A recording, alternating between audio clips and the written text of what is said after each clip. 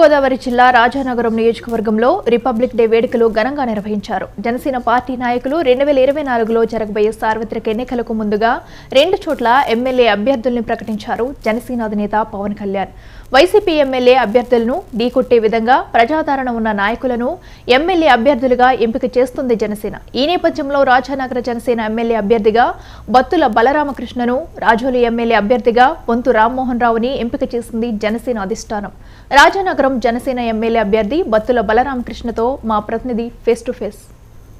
రాజకీయాల్లోనే కని విని ఎరగని విధంగా ఆంధ్రప్రదేశ్ లో రాజకీయాలు రోజుకో మలుపు తీసుకున్నాయనే చెప్పొచ్చు.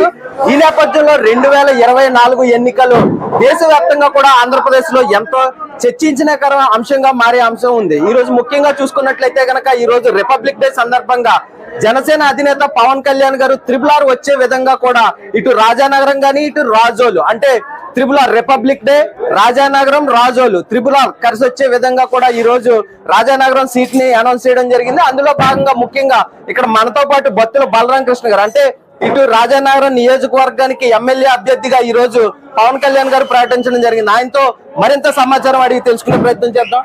సార్, ముందుగా మా 99 టీవీ నుంచి మీకు ప్రత్యేకమైన ధన్యవాదాలు, కంగ్రాచులేషన్. మీరు ఏ రకంగా భావిస్తున్నారు?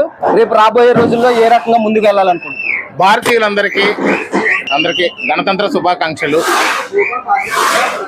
ముఖ్యంగా మా జనసేన పార్టీ అధ్యక్షులు పవన్ కళ్యాణ్ గారికి సర్వదా రాజానగరం నియోజకవర్గం ప్రజల తరపున పూర్తిగా వారికి ధన్యవాదాలు తెలియజేస్తున్నాను. నేను అదేవిధంగా రాజానగరం మొదటి లిస్టులో మొదటి పేరుగా రావడానికి రాజానగరం నియోజకవర్గ ప్రజలు, జన సైనికులు, జనసేన నాయకులు, కార్యకర్తలు, వీర మహిళలు సమిష్టి కృషితోనే రాజానగరానికి ఖచ్చితంగా గెలుస్తుందనే విధంగా సంకేతాలు పంపించినటువంటి ప్రజలందరికీ కూడా నా యొక్క ధన్యవాదాలు తెలియజేసుకుంటున్నాను.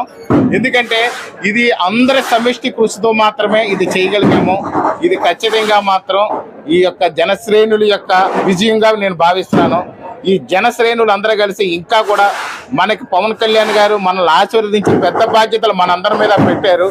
రాజానగరం నియోజకవర్గం ఖచ్చితంగా 50,000 మెజారిటీ ఏదైతే మనం అనుకున్నామో ఖచ్చితంగా 50,000 మెజారిటీ కూడా తీసుకొచ్చే వరకు కూడా ఇదే మన జోష్తోని, ఇంతకంటే రెట్టింపు జోష్తోని నాయకులు, కార్యకర్తలు, జన సైనికులు, వీర మహిళలు ఖచ్చితంగా పనిచేయాలని మీ అందరినీ కోరుతున్నాను.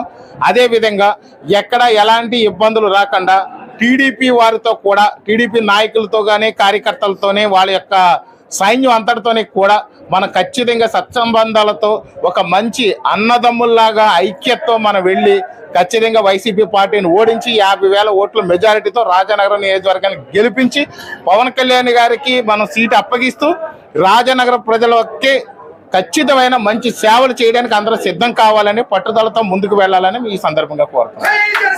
2024 ఎలక్షన్ సమీపిస్తున్న వేళ ఇప్పటికే అభ్యర్థులను ఇటు ప్రతిపక్ష పార్టీల నుంచి కానీ, ఇటు రాజకీయ పార్టీలు కానీ, ఇటు వైసీపీ నుంచి కూడా ఇప్పటికే కొంతమంది అభ్యర్థులను అనౌన్స్ చేయడం జరిగింది. ఈ నేపథ్యంలో ఇటు జనసేన నుంచి కూడా మొదటి సీటు రాజానగరం నుంచి కన్ఫర్మ్ అవడం కూడా ఇటు జనసేన అభిమానులకు కానీ, ఇటు జనసేన కార్యకర్తల్లో కానీ ఆనందాలకి అవధులు లేదని చెప్పవచ్చు. వీడియో జర్నలిస్ట్ దుర్గా ప్రసాద్తో చిరంజీవి.